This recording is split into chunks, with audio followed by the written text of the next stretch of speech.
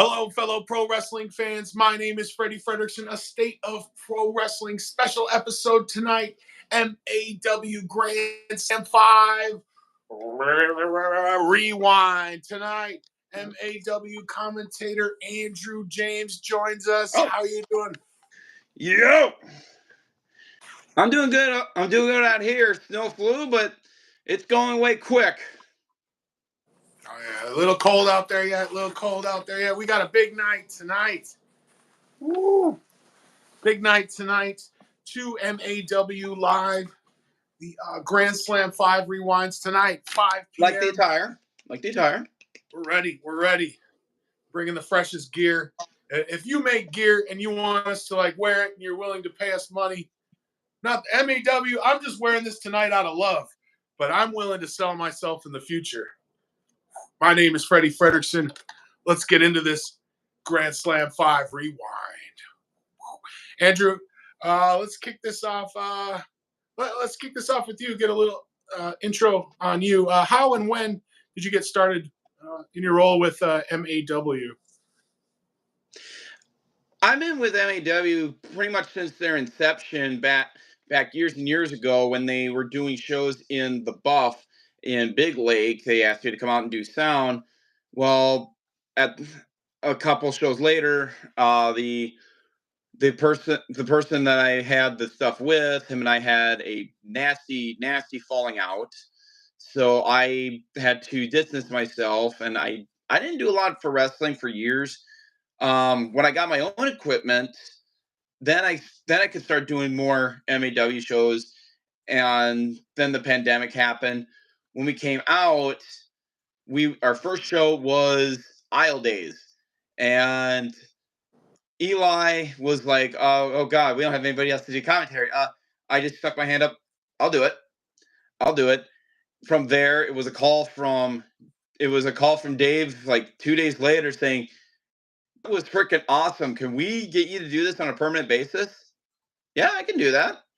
So from there, I've been on commentary with Mick Karsh, Phil Jordan, Caitlin Diamond, and it's been an incredible ride, and I couldn't ask for greater partners, honestly. Very cool. And tonight, of course, we're talking about Grand Slam. Can you take us through your personal history in connection with the Grand Slam event?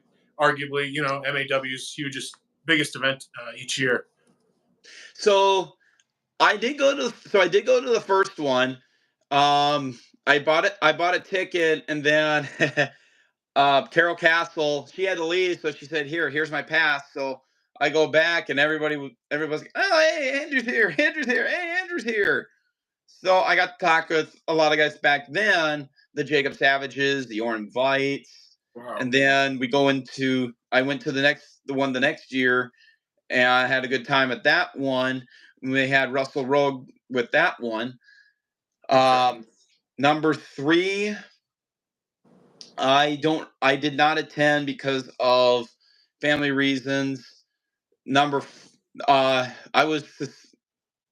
Actually, no. 3 was because I was suspended by the system because I took over his precious chat room because he walked out on it because he got his precious rug stolen by Rampage. So I missed out on 3, and then 4 and 5. While they are hectic on my end, it's so much fun to watch the end product at the end of the night. It is so cool. Absolutely. Very stoked tonight. MAW made the announcement earlier that they're going to be premiering MAW Grand Slam 5 tonight on the MAW Live YouTube channel here, 7 p.m. So super stoked. Check that out tonight. Yeah, seriously, folks. Immediately after we're done talking with Chavo, one of the best video producer guys I've ever gotten to work with, get on there and check out Grand Slam 5. It was one of the best cards, one of the best hard-hitting action I have ever seen. And getting to call it with Mick Karsh was honestly a dream. Yeah, very cool, man. It was neat getting the all access behind the scenes, getting to see it come together. I think the I'm not sure. Maybe it was the Aja Kong entrance I'm thinking of now, where it was you, Mick, and then Rachel Ellering had joined you guys over there at commentary as well. It Yep. was very cool to see all that. And yeah, the whole video set up with Chavo calling the shots. And yeah, it's going to be awesome to see it all come together tonight. What was some of your favorite memories off the top of your head looking back? And the whole card was stacked, man. It was ridiculous. Like just 3 hours of nonstop main event after main event, honestly. You know, to start off with the preview we have of Masato Tanaka against Joey Jet Avalon, that doesn't even scratch the surface of what came out of that match. That match was I talked about it with Michael. It rivaled it kind of reminded me of what Masato Tanaka and Mike Austin did in FMW, ECW. It reminded me of those great days. Another great memory. Finally getting to see Rampage go up with Clark Connors. I know he'd been chomping he chomped at the bit just about as much as him wanting to be in the ring with Josh Woods from Ring of Honor. God, there are so many memories. Earl is Earl's Earl. I'm not going to spoil it for anybody. Earl is Earl. Earl Hebner is Earl. Dude, I wonder how much of that is going to make the YouTube debut tonight, man. Yeah, I'm not spoiling. I'm not going to spoil it. It's just Vic and I were just looking at this going, Earl. But back to what I was saying about Joey. That was one of Joey's best matches I've ever seen of him. That was definitely one of the top 3 matches I've gotten to see him in. He deserved that match, and he proved it. He kept up, and he kept hit for hit with one of the best people with one of the best wrestlers of the game, past, present, future. Definitely, you got to see Sierra. Sierra has always had respect for the business, and it showed at the end with Aja Kong. It really did show a great amount of respect. Very, very proud of the 4-way match for the Women of Nations Cup, and it was so cool to see all of these different countries being represented in just one match. It's rare to get that nowadays because they're always, they're from America. But with Viva Van saying she wanted to represent Vietnam, that was perfect. And she went over there, got inducted into the Vietnam Pro Wrestling Hall of Fame by Chris Jericho. That just stacked onto what a great rebound her year went. Yeah, absolutely. That was cool to see them announcing her going back to Vietnam to wrestle. Is that correct? As well, She did. Yep. She went over there. She defended the PCW Ultra Women's Championship over there against Sumi Sakai, her top rival for the title. It was what I heard, a very great match. They bring the house down every time. So great job to both women. They deserve all the accolades that they do, especially Sumi Sakai right now. Ah, that's amazing. She was also featured in that four person match with who's that? Shazza McKenzie. McKenzie, Laney Luck. There we go, Laney Luck. Yeah, we were talking about just stacked with main events. Like that's a dream main event anywhere. And you think about this, Freddie. Laney Luck had to went in that match knowing that last year she was the champion, and now this year she's going for the Women of Nations Cup. She knew it's just as high of an honor and just fought like she's defending her title still. So she had a great match with all 4 of those women. And for us, the announcement was made earlier for Heart of a Warrior 4. Sierra is being challenged by Shazza McKenzie. So I'm really excited to see Shazza McKenzie back out. Yeah, the Heart of a Warrior card really stacking up real quick. It's been amazing seeing that and seeing Bret Hart. We were just talking about him, Bret the Hitman Hart, coming back around there to Heart of a Warrior there for February 10th. It's literally, it is literally the Heart of a Warrior. And I don't think anybody can identify Jimmy Hart in the past. No. And I think when it comes to the title of Heart of a Warrior, I don't think anybody has shown a greater heart of a warrior than Bret Hart. I mean, I was just watching. I like going back and watching the golden era and the new generation of wrestling more than I like watching today's wrestling. Of course, you got to watch the Attitude Era too, but I really like going back to the golden era and the new generation stuff. When SummerSlam '94, when SummerSlam '94 happened with Owen in the cage, Todd Pettingill brought it up. Bret Hart just got over strep throat, so he was going into that match probably not the greatest shape, but one of the best cage matches you will see that didn't involve using the cage so much, because the only time they were using the cage was when they were trying to get out. But otherwise, they weren't whipping them in there. It was basic.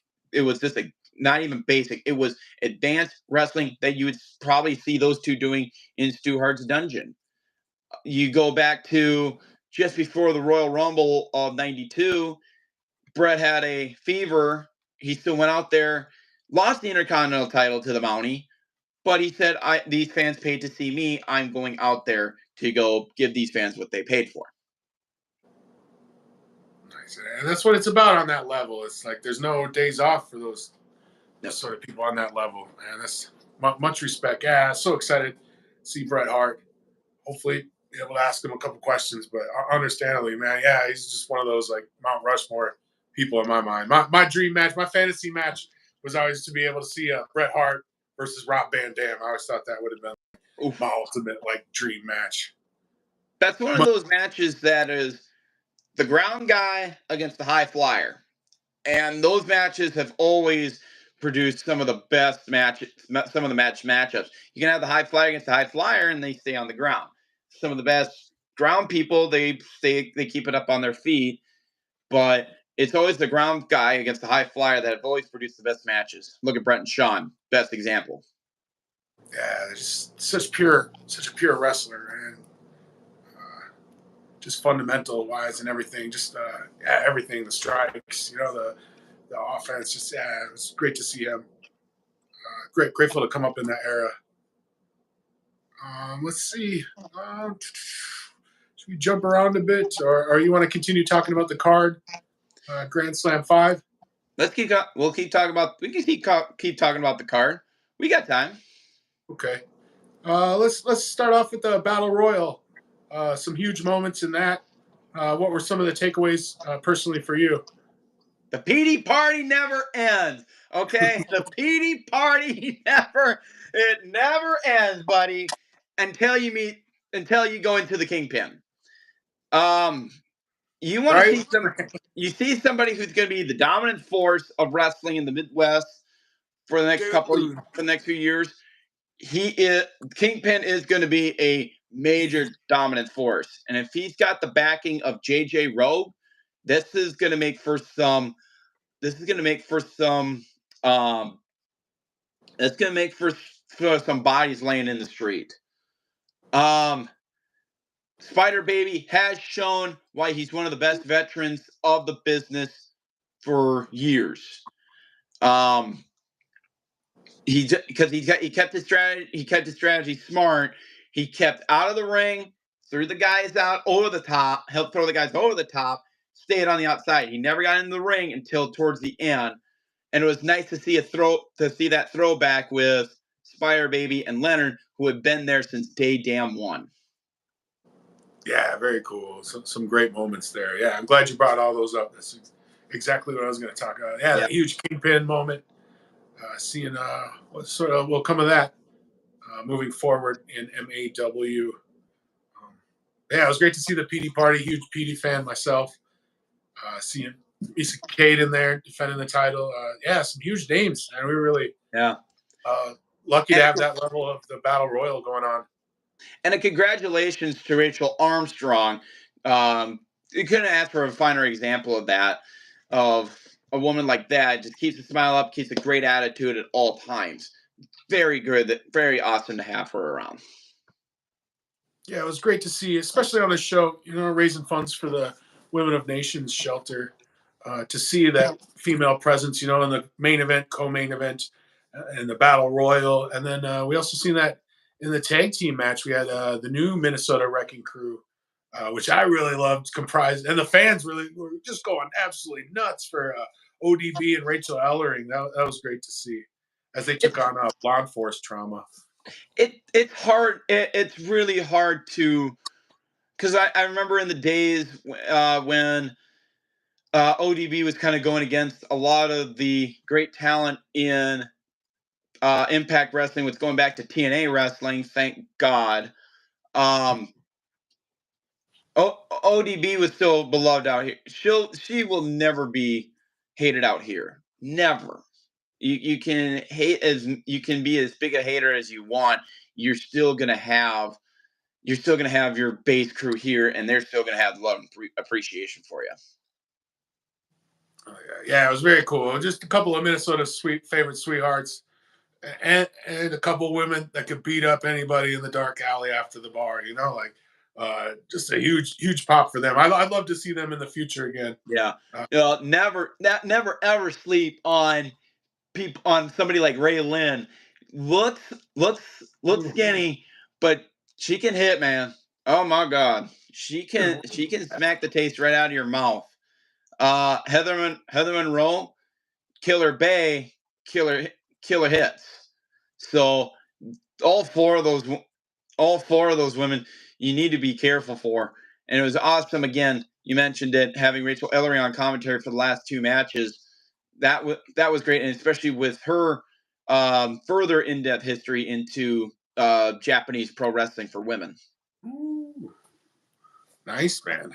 That's why you got that sweet gig, man. Speaking of, what were some of your favorite?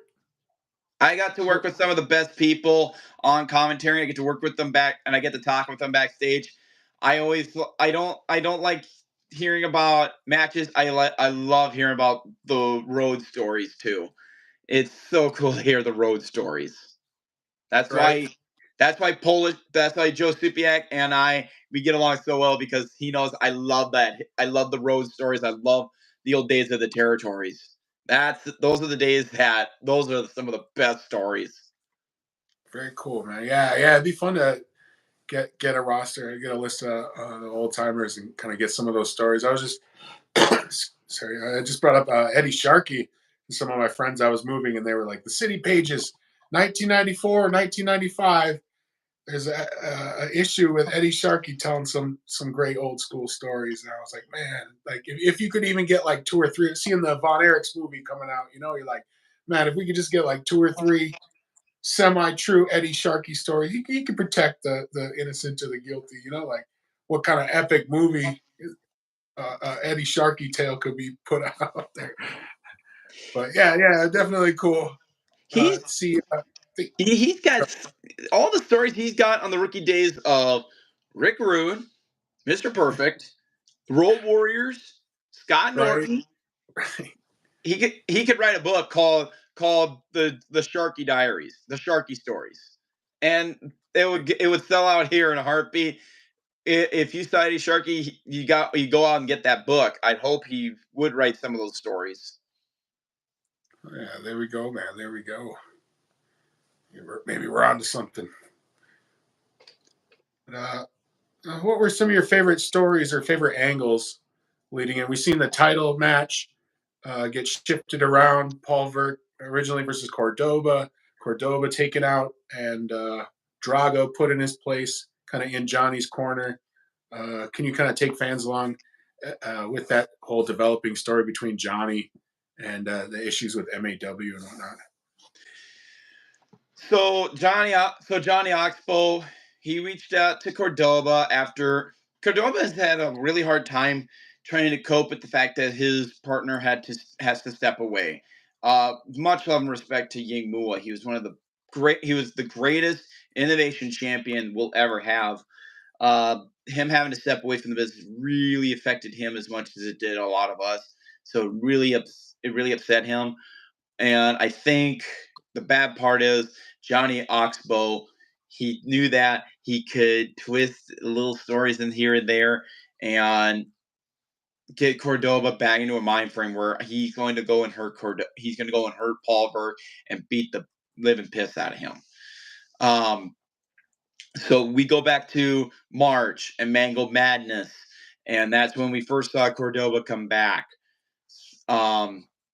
Comes back, power bombs, okay? Power bombs for Paul Verk, leaves him laying. And then we go in, goes to Big Lake, 2 people in one night, just ran through him like a Mack truck. We go to High Stakes and his biggest test with the system, and all with respect to the system, ran him over. That was a shock. That was a major shock. The bigger shock came the next month when he took on Rampage and ran through Rampage. Okay, ran through him, took the belt, and he said, "Where are you, Paul? Where are you, Paul?" And the entire time they kept calling out Paul Verk because Paul has obligations. We understand that. So Paul knew this and said, "Okay, you want your title shot? You put up your title." I don't know the exact reason why Johnny Knoxville decided that Grand Slam wasn't a big enough stage. I don't get it. I won't. I'm not going to dive into that business. It's not my business. I'm here to actually do commentary. And here's a good fun fact: when we are attacking the sound guys, that's me. Okay, inside joke. It's attacking me. I have no problem making fun of myself. Okay, have a laugh with myself. But we go back. Okay, it's not a big enough stage, so he goes and gets the Violent Gentleman's hired gun in the real Drago, and not taking away anything from Drago. Impressive, and pretty much gave Paul everything and took the bell, but not without controversy. Let's thank someone else, and that was the stunner of the night and the alignment of Johnny Oxbow and GPA that I think is going to be a disaster for MAW, because you've got Johnny Oxbow's financial backing, you've got GPA's mind of the business. That is a bad combination for anybody that's going to be taking on GPA. Bad combination. Some great points in that match coming up at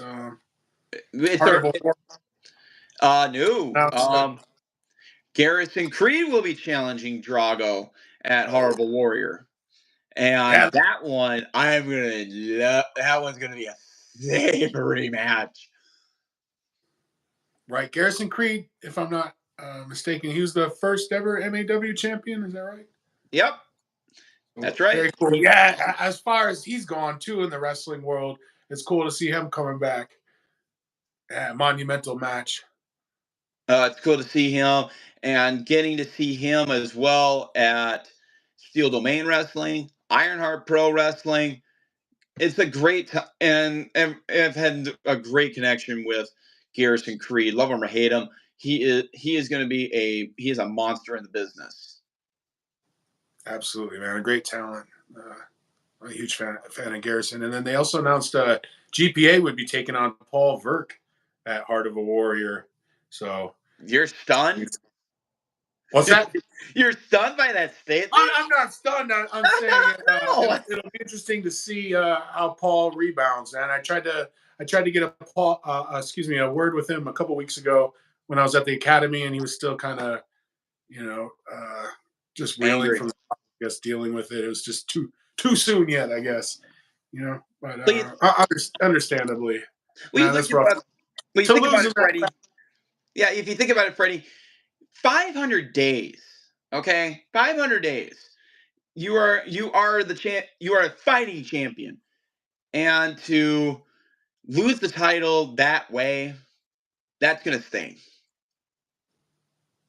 Absolutely, man. Understandable. Let's jump around. We got about five minutes left. We're gonna try to wrap it up about a half-hour mark. What are your excuse me, future predictions? MAW headed into 2024. As we look ahead, what are some things you're looking forward to, or maybe predictions or insight you could give us? Well, I first of all see Paul Verk. I see him if he when he gets better and he can have some time. He's gonna have a lot of time on him. We're going into the holiday season. He's gonna have a lot of time for himself, so he'll be able to recover. And then I think we're gonna see a Paul Verk like we never seen before, go in and start showing why he was the champion, why he deserves the belt back. I see Sierra getting more great top tier talent opportunities in her future. Again, Aja Kong, great match. Get ready to see it at 7 o'clock tonight. I see her getting some more top talent. I see us bringing in more. I love bringing in people like Brittany Brooks. Sumi Sakai is always a dream. To bring in. She's always so humble. Another guy I'd like to see MAW bring in, because he was when we're going back for Ironheart. We're going back to C4 Fitness, which is where my first Ironheart Pro wrestling show was. It was with Ironheart Pro. A guy that really helped me out at there that I'd like to see MAW bring in is Leon St. Giovanni, LSG. Nicest guy I've ever met in the business. I have so much respect for that guy. Every time he comes into Ironheart, we always right there. Hey, how you doing? Chat about stories. I see the MAW title being held in a tight grip with Drago for a great time. The ladder match, it would be debated, but I can honestly say I shed a tear, and I won't give anything further from that because they've already given it away. But Royal Flavor is still going to get some great top tier competition.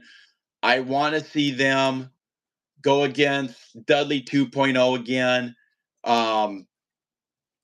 Just such a great match in there. I really hope we bring in some other great top tier tag teams to challenge them more and more. Every division really just stacked. You look at, man. Yeah, it is. We have a great roster. We're still bringing in great talent from all over the world. Because we brought in stars from Japan. We brought in stars from Europe. Some of the great Asian stars. We are bringing in some of the best competition because they know where the competition is at. It's right here in the Midwest with Midwest All-Star Wrestling, Steel Domain Wrestling, and Ironheart Pro Wrestling, just to name a few. Awesome. And you brought up Ironheart. You want to plug the show for this Saturday? Hey, Saturday, December 9th, we are going to have it at the C4 Fitness in Apple Valley, Minnesota. David Ali will be challenged by the Ace of the Ironheart Cup winner, Sterling Bond. We have Sierra, who's going to make an appearance there against Janai Kai. And that's going to be a great show. I think it's going to be a great matchup between those two. The 2-3 Rampage Santana Rampage Santana and JDX. Oh, he's going to have field day with that one. Taking on the former champions Royal Flava. And other great action to be on that card, and I cannot wait to be a part of it. We hope to see you this Saturday. Right. Very cool, man. Very cool. I'm headed out to help out Doghouse earlier on. This Saturday, December 9th. So many things going on lately. Yeah, excited for that show. And then after that wraps up, we're going to sneak over to Ironheart. So, yeah, very, very excited for this Saturday again. Get back out there, see everybody. Man, we're gonna have to catch up. Really, the deep dive questions and everything we really didn't get to touch on, but tonight it's all about Grand Slam 5. But yeah, I'd Yep. love to have you back and deep dive, get to know you better, and get to know your story a little better as well. I've got, I've given you my schedule. You know where to contact me. So, but I'm gonna get rolling too because I can't wait to hear what some of the favorite memories of Chavo is. See if you can tell me. See if you can get it out of him. Which match we got him to crack on? We got him. Nick and I got him to crack on a match. I want to know which one it was. All right. Or am I gonna have to wait for the show? All right. Well, we'll see. We'll see. I'll see if I can get it out of him, man. I'm pretty good at that sort of thing. All righty. All right, Freddie. We'll shake him down. We'll get it out of him. Thank you so much for joining us here. MAW commentator, Andrew James, everybody. I want to thank everybody for tuning in. Everybody checking out in the future. MAW Grand Slam 5 on MAW Live YouTube channel tonight, 7 p.m. We'll be back here on the State of Pro Wrestling at 6 p.m. MAW video producer, Chavo. Hope y'all can bounce back and join us. Have a great night. Peace.